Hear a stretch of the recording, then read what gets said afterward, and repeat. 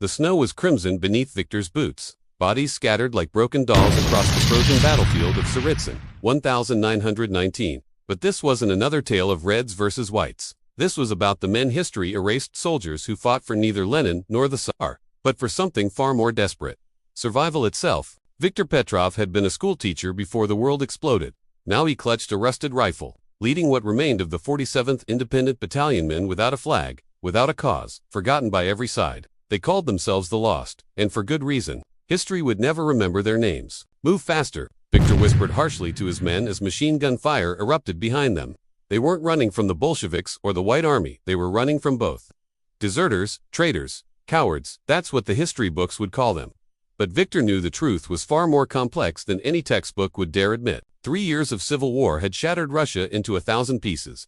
While Lenin's Reds fought Denikin's Whites for control of the empire, millions of ordinary soldiers found themselves caught in between men who had lost faith in every ideology, every leader, every promise of a better tomorrow. They became the war's invisible casualties. Alexei Volkov limped beside Viktor, his left leg mangled by shrapnel from a Red Army grenade. Once a loyal officer in the Tsar's Imperial Army, he now wore the torn uniform of no nation. "Where do we go, teacher?" he asked, using Viktor's old nickname. "The Reds want us shot as the revolutionaries. The Whites call us deserters." Viktor stopped walking. Around them, the endless Russian steppe stretched like a white grave. "We go where history can't find us," he said simply.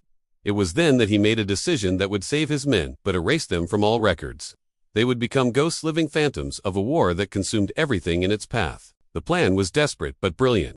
Viktor's battalion would split into small groups, shed their uniforms, and disappear into the vast wilderness of Siberia. They would become fur trappers, loggers, farmers, anything but soldiers. The war would end eventually, and when it did, they would be invisible survivors of an invisible unit. But first, they had to survive the winter of 1919, the coldest in decades. Temperatures dropped to 40 below zero. Men froze to death while standing guard. Others simply walked into the snow and never returned. Of the original 800 men in the 47th Independent Battalion, only 127 remained when Viktor made his fateful decision. Sergeant Dmitry Kozlov was the first to volunteer for the disappearing act. A former miner from the Urals, he had joined the Imperial Army to feed his family. Now his family was dead, killed in a Bolshevik purge. "I have nothing left but you men," he told Viktor. "If we disappear together, at least we disappear as brothers." The transformation began at dawn on December 15, 1919. Uniforms were buried in unmarked graves. Weapons were cached in hidden locations across the steppe. Dog tags were melted down and reformed into simple crosses. In a matter of hours, 127 Russian Civil War soldiers ceased to exist, at least on paper. What happened next defied all military logic. These ghost soldiers didn't just survive, they thrived. Viktor led one group deep into the Siberian forests, where they established a secret lumber camp. Alexei took another group to the fishing villages along Lake Baikal. Dmitry headed south with the miners, seeking work in remote ore deposits. For 3 years, they lived in the shadows while Russia tore itself apart.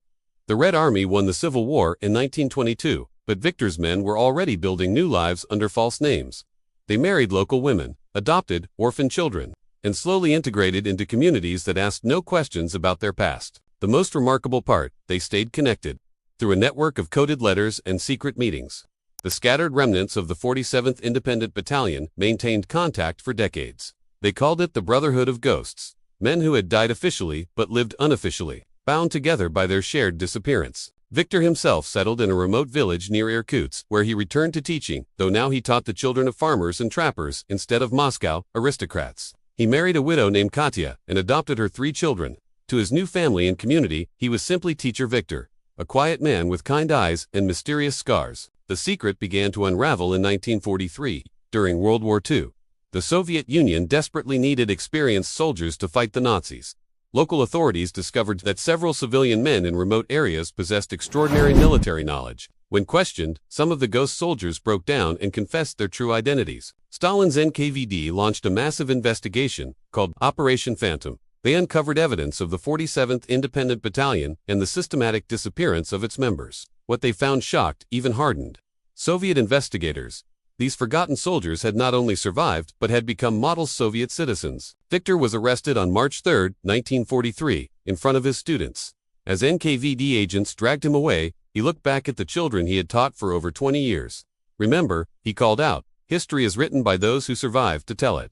Make sure your stories survive." Those would be the last words his students ever heard from him. The interrogation records, declassified only in 1991, revealed the full scope of the Ghost Soldiers network.